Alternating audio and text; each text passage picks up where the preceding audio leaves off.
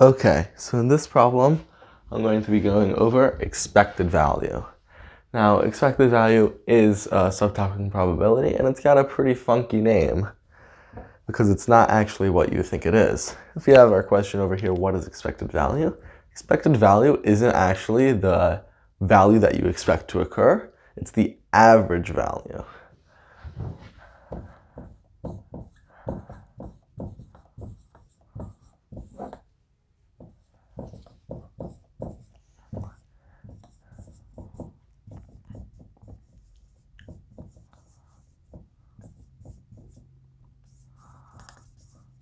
So now why they call it expected value and not average value? I think it has to do with elitism, because now you have to know what it means to know what expected value. You can't just say expected value and assume you're general folk to know what it means. You have to be a mathematician to understand it. So it really gives us mathematicians a higher up on society. In all honesty, I have no idea why it's called expected value. Okay, we have two problems over here, both to show different topics in expected value. We have a change machine that's broken, which is really good for us. So it means that if you put in a penny, it spits out a coin at random, either a penny, nickel, dime, or a quarter, each with equal probability. How much profit can we expect to make by inserting 100 pennies? So let's start with a case where you insert 1 penny. That means that you insert this much. You're going to expect to get the average of a penny, nickel, dime, and quarter. So it'll be the average of this plus this plus this plus this. So you have a penny, nickel, dime, and quarter all added up together divided by 4, because that is going to be the average value. That's the expected value.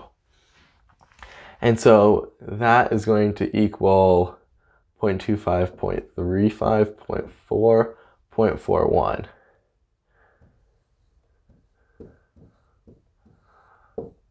So now that's when we put in 1 penny, we expect to get that out in return.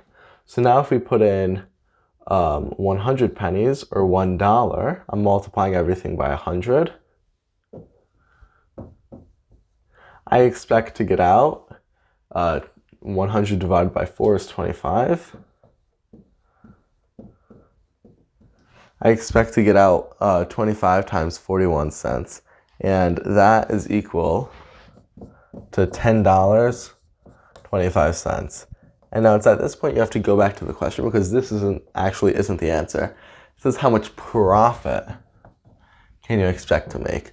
So if we put in $1 and we get 10.25 back, our profit is going to be the absolute value that we gained, which would be minus our expenses. So we'd have to subtract our expenses. So we have $9.25 as our answer. Now we get to move on to the next question.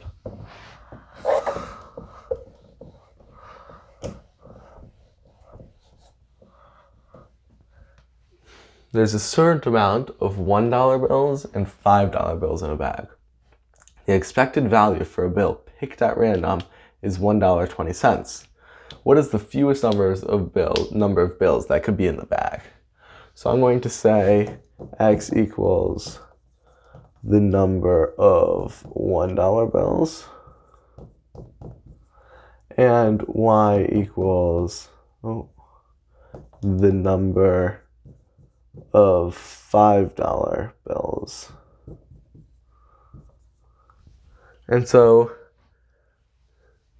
our $1.20, that's going to be equal to the $1 times however many dollar bills there are, plus, I could get rid of the dollar sign, plus for $5 times the number of $5 bills there are, divided by the total number of bills.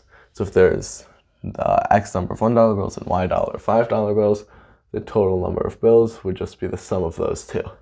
And now we have to go and solve this. But you'll notice over here that this is a Diophantine equation, and we're going to have an infinite number of solutions to this. And so to solve this, it says, what is the fewest number of bills that could be in the bag? So we're going to take the smallest case in the Diophantine equation, given that they're both positive. So I'm going to multiply by x and y on both sides. So it's 1.2x plus 1.2y equals x plus 5y. From over here, I'm going to multiply everything by 5 so I can get rid of that decimal place.